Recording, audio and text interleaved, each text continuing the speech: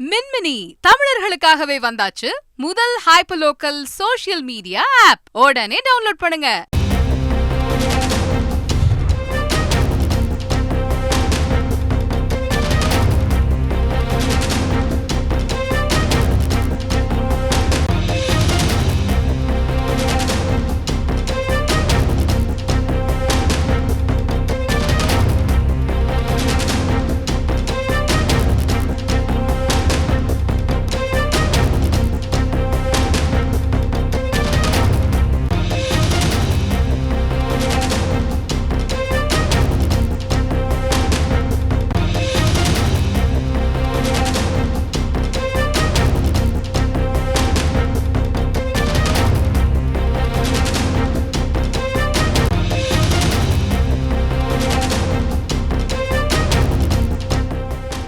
அண்மை செய்தி. இலங்கையில் இருந்து சென்னைக்கு விமானத்தில் கடத்தி வந்த 5.5 கிலோ தங்கம் பறிமுதல் செய்யப்பட்டிருக்கிறது.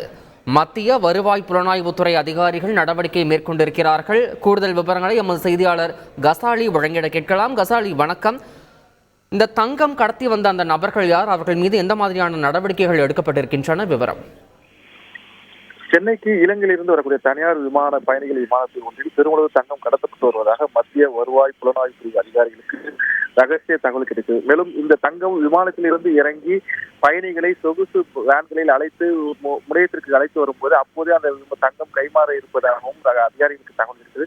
இதையடுத்து மத்திய வருவாய் புலன் அதிகாரிகள் விமான நிலைய ஆணையகத்தின் சிறப்பு அனுமதி பெற்று விமான நிலைய ஓடுபாதைக்கு சென்றனர். அப்போது விமான நிலைய ஓடுபாதையில் இருந்து பயணிகளை அழைத்து வருவதற்காக இருந்த பிக்கப் வேனில் இருந்த டிரைவர் ராஜ்குமார் என்பவர் இருந்த ஸ்பையை அவர்கள் சோதனை போட்டு அதில் 5.5 கிலோ தங்கம், சுமார் 3.5 கோடி ரூபாய் மதிப்பில் 5.5 கிலோ தங்கம் இருந்தது. அவரிடம் விசாரிக்கும் போது இலங்கையில் வந்த 2 பேர் இந்த தங்கத்தை தன்னிடம் கொடுத்து சுங்கம் இல்லாமல் வெளியே கொண்டு தர சொன்னதாக தெரிவித்தார். இதையடுத்து அந்த டிரைவரை கைது செய்தனர். அவர் சொந்த தகவலின் பேரில் இலங்கையை சேர்ந்த முகமது வாசிம், அக்ரம் ஆகிய இருவரை கைது செய்தனர். பிறகு சென்னையை சேர்ந்த தங்க கடத்தல் சேர்ந்த ரியாசுதீன் என்பவரின் பேரில் தான் இலங்கையிலிருந்து கடத்தி வரதாக கூறப்பட்டது.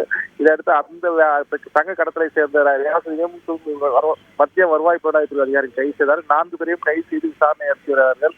சினிமா பட பாணியில் இது போன்ற ஒரு கடத்தல் சம்பவம் நடந்தது. மத்திய வருவாய் புலனாய்வாளர் கண்டுபிடித்து பறிமுதல் செய்து கைது செய்யப்பட்ட சம்பவம் விமானத்தில் பெரும் பரபரப்பை ஏற்படுத்தியிருக்கிறது.